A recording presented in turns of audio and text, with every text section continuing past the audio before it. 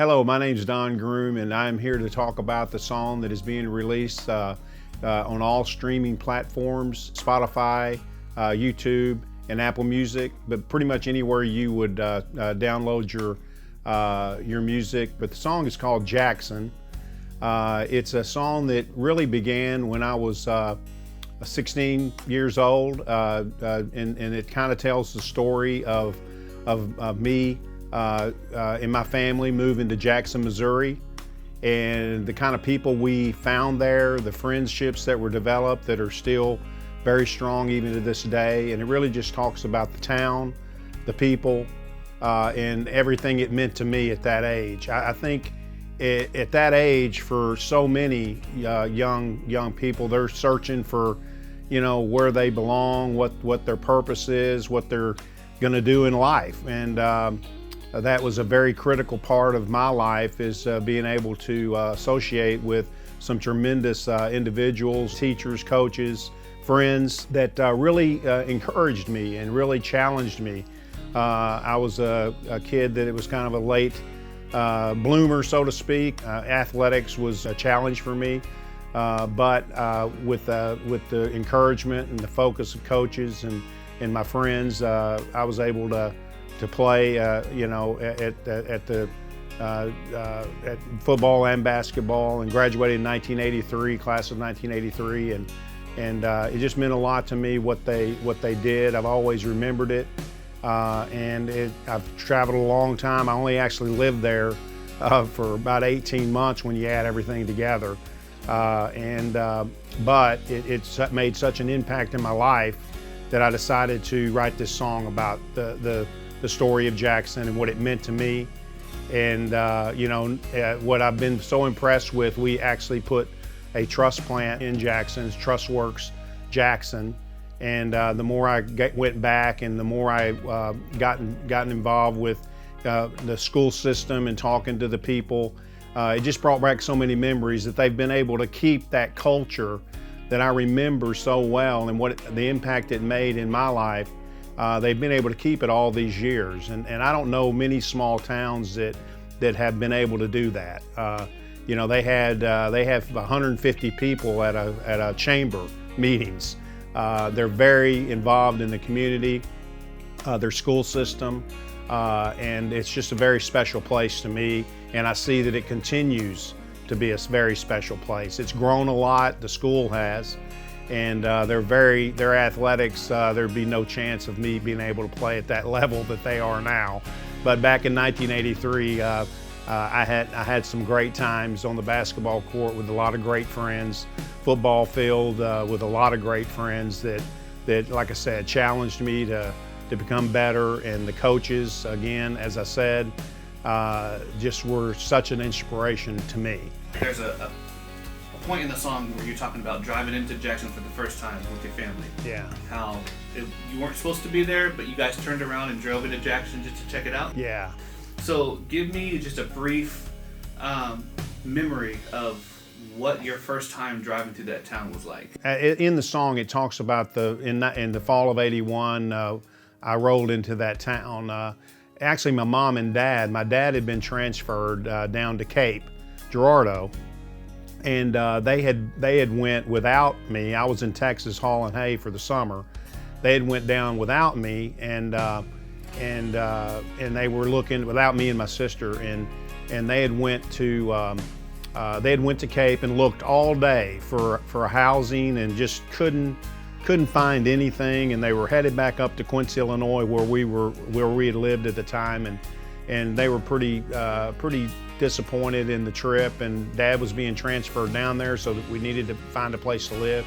And Mom said, as they were driving back up 55, she said, why don't we just go to this little town called Jackson and just see what's available? And so they turned and drove into Jackson and went to a real estate office, and the lady said, you won't believe this, but there's a house that the guy came in this morning. He's putting it up for rent. I think it'd be perfect based on what you said about your family. And so that's when my mom and dad saw the house and took it immediately. And then they came down into Texas to tell me we were moving to Jackson, Missouri. So I had just moved to Quincy, Illinois, my freshman and sophomore year, and now I was going to have to move again. My sister had went 8th grade and 9th grade in Quincy, so we were going to need to move again. She was going to have to move again. So, but the first time I arrived in Jackson, it was scary. There's no doubt about it. It was very scary. Actually started, just meeting people was very difficult. New kids coming in. Me and my sister would drive to school together, and we would drive to school together, and we would go to lunch. We didn't even go to the lunchroom for a while. We would go home for lunch. It was just me and her. And then slowly, by Christmas time, after I got involved in basketball, that year I actually started to play football, but then it was just so overwhelming to me, and they were really, really good that year, and actually went to the 1/3 in the state. I wished I wouldn't have quit. I mean, I wasn't a quitter, but I was so overwhelmed with the challenges that I was facing, just new school, new people, and they were really good. So I really focused on basketball that year, got to know some great people there. Coach Burke and Jared Estes was a tremendous friend. Him and I playing one-on-one, just kind of getting to know everybody. And then that after basketball season, I developed a friendship with Steve Stroder, Ron Brown, Mike Moss, Roger Newmeyer, Keith Holt. There were some great guys there that took me in the weight room and started making me lift weights. They wouldn't even let me get on their bench because I couldn't even lift the 45 pounders on the bar. So they put me over there and put two 25s on, two 25-pound weights on the bar and let me work out with them, and they worked me hard, and they'd laugh at me, and Coach Thomas would laugh because they would work me so hard I couldn't even straighten out my arms once for about a week, and my bicep had swollen. And Coach Thomas said, "Boy, that's the longest I've ever seen a pump last." And so just a lot of fun and a lot of memories. And from that, they talked me into going back out for football my senior year. Ron Brown sat down and weighed the pros and cons of me playing or not playing. And I really wanted to focus on basketball because I felt like that was my best sport. But we weighed out the pros and cons, and the pros outweighed the cons, so I went and played, and thankfully Coach Thomas gave me a chance after I'd quit my junior year. Typically that doesn't happen, and he gave me a chance to play and encouraged me and just really made a big difference in my life and my confidence, and when I left my senior year I felt like I could do anything in life. That confidence that was given to me by all those friends, and over the years, during that time I was there,